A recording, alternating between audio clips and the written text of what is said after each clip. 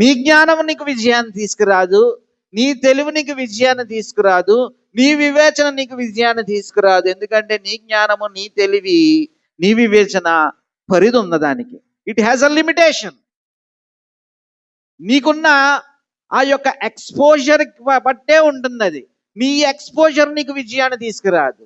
దేవుడిచ్చు జ్ఞానము, దేవుడిచ్చు వివేచన, దేవుడిచ్చు తెలివి నీకు విజయాన్ని తీసుకొస్తుంది. నీ శోధనలో జయించే శక్తిని ఇస్తుంది, నీకున్న ఇబ్బందులను జయించే శక్తిని ఇస్తుంది, నీ శోధనని ఎదుర్కొనే విజయాన్ని ఇస్తుంది, శక్తిని బలమును ఇస్తా ఉంటుంది దేవుడు. ఆ జ్ఞానం కావాలి, ఆ విజయం కావాలి అంటే ఆ జ్ఞానాన్ని మనము ఆచరణలో పెట్టాలి.